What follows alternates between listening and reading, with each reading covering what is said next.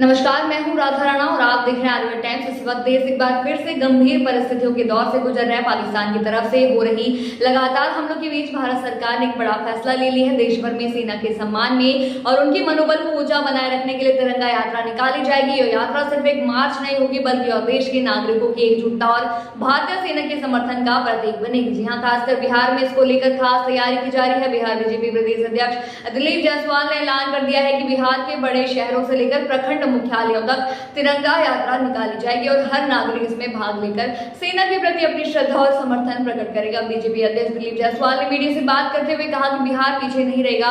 उन्होंने स्पष्ट कहा कि हमारी सेना ने जिस बहादुरी से पहलगाम हमले का जवाब देते हुए पाकिस्तान और पीओके के 9 आतंकी ठिकानों को तबाह किया है, वह काबिल तारीफ है। साथ ही भारत ने इस बात का पूरा ध्यान रखा है कि इस कार्रवाई में किसी आम नागरिक को कोई नुकसान न पहुंचे और भारतीय सेना की संवेदनशीलता और संयम का परिचालक है।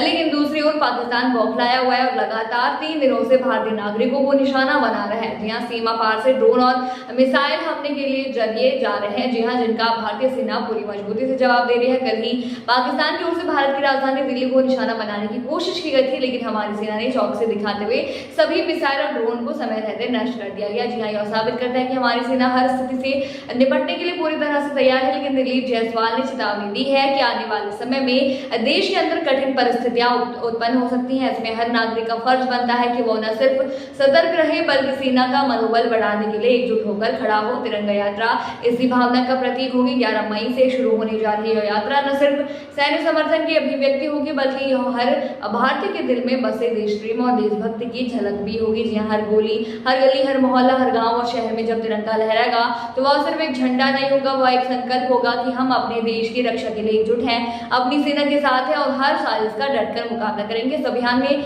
बिहार के लोगों से खास तौर पर अपील की गई है कि वे बड़ी संख्या में इस यात्रा में शामिल हो।